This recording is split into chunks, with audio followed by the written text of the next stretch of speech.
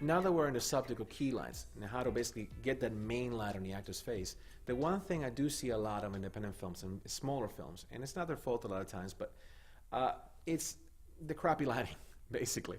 I hate to say it that way, but there's a lot of times harsh lighting falling on the talent, and that basically disrupts the beautiful screenplay that I'm listening to. Let's talk about the technique of wedge lighting, which a lot of people know about in the business and is heavily used. And it's very, very incredibly easy to utilize. And again, all these examples I'm going to give you, for the ones especially that already know lighting, or for the ones that are just beginning, understand that you can do them with any kind of lights. When it comes to lighting a film, especially with today's technology of digital and film, and the sensitivity these formats have, you can really light with units or lights you can buy like in Home Depot or Lowe's, or any kind of hardware store. So the stuff that I'm going to show you right now is stuff that's not only available out there for you guys to learn in books and whatever, but it's also stuff you can use with any kind of lights. Let's talk about the technique of wedge lighting. In wedge lighting, the whole purpose of wedge lighting is basically to have a light that's not falling harsh on the talent, but almost like a gentle blanket of light that hits the talent on one side of the face and wraps around to the other side. It's a fantastic effect that works in dramatic scenes, and intimate scenes, and even in action sequences. And it's a favorite technique among among DPs and actors. I mean, obviously, an actor with some acne problems and some skin problems, for example, sometimes makeup is not enough. Lighting does the other 50%. Like makeup will be 50%, and the other 50% will be, the lighting. So wedge lighting is fantastic with something like that.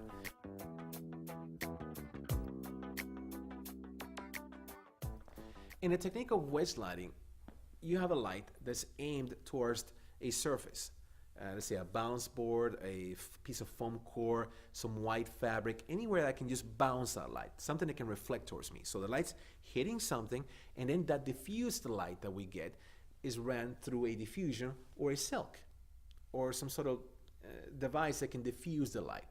So you have a triangle going on. You have a light aimed at a foam core or some sort of reflective surface, and then going through a diffusion, a shower curtain, a t-shirt, a piece of fabric, I mean anything that can diffuse the light. The effect is what you see now.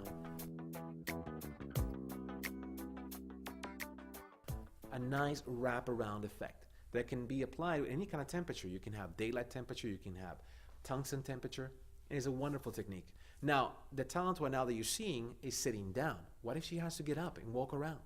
You can actually do the same thing, but at a larger scale. You can get a bigger piece of fabric, a bigger piece of diffusion, and now she can get up. She can get up, and she'll be nicely diffused with that wrap around light everywhere she goes, or at least for a good 6-7 feet. Now, what if you don't have the ability to do that kind of wedge lighting? There's some other versions you can do. A lot of gaffers and DPs have their own variation on this. But there's another one, it's kind of like the poor man's version of the wedge light, which is a much more direct key light. And what it is basically you aim the key light directly towards the talent. Now, the thing about this one though is like you do diffuse a light.